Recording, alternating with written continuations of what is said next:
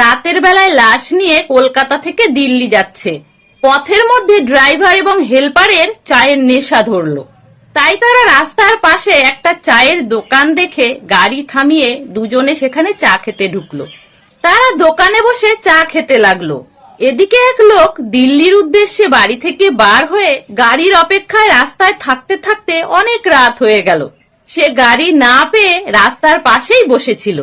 হঠাৎ লোকটার সামনে ট্রাকটা থামাতে লোকটা ভাবলো এটা তো দিল্লির দিকেই যাচ্ছে। ড্রাইভার হেল্পার দুজনেই চা খেতে গেল, ট্রাকটাও খালি আছে, এটাতেই উঠে পড়ি। যেমন ভাবা তেমন কাজ, লোকটা তখন সেই খালি ট্রাকে উঠে পড়ে। ট্রাকে উঠে অন্ধকারের ভেতর ট্রাকের ভেতরটা সে কিছুই দেখতে পেল না। সে সেই লাশের উপরেই উঠে বসে পড়ল। বেশ কিছুক্ষণ কাটার পর হেল্পার আর ড্রাইভারের চা খাওয়া শেষ হলে তারা গাড়িতে উঠে পড়ল। যথারীতি গাড়ি চালিয়েও যাচ্ছে। কিছুক্ষণ পর ট্রাকে বসে থাকা লোকটা একটা সিগারেট ধরিয়ে মনের সুখে খেতে লাগলো। হঠাৎ হেল্পারের চোখ পেছনে পড়তেই সে দেখলো লাশ উঠে বসে সিগারেট খাচ্ছে। হেল্পার ভয়ে ভয়ে ড্রাইভারকে বলল, ওস্তাদ গাড়ি থামান। ড্রাইভার তখন বলল, কেন গাড়ি থামাবো কেন? হেল্পার বলল, ওস্তাদ পেছনে একবার তাকিয়ে দেখুন, লাশ উঠে বসে সিগারেট খাচ্ছে। ড্রাইভার তো বিশ্বাসই করতে চায় না। সে বলল, দূর, কি এসব আবল তাবল বকছিস, এটা কি করে হয়? হেল্পার তখন বলল, বিশ্বাস না হলে আপনি একবার পিছনে ঘুরে দেখুন ওস্তাদ। এবার দুজনেই হেল্পার ও ড্রাইভার গাড়ি থেকে নেমে পেছনে গিয়ে দেখার চেষ্টা করলো যে বিষয়টা কি।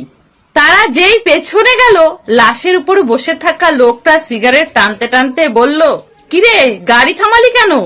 এই শুনে ওস্তাদ বলল, আজকে আমরা শেষ। অতঃপর দুইজন মিলে দিল পাগলা দৌড়।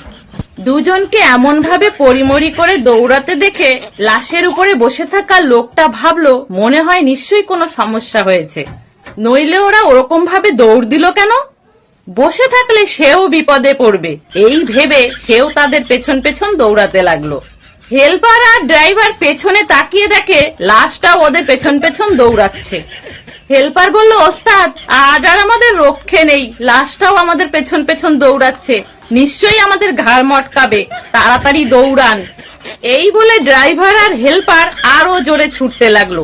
তারা দুজন যত জোরে ছোটে, লাশও তাদের পেছনে তত জোরে ছুটতে থাকে। তাহলে বন্ধুরা, ছোট্ট একটা মজার গল্প ছিল। কেমন লাগলো আপনাদের অবশ্যই জানাবেন। সকলে ভালো থাকবেন, সুস্থ থাকবেন।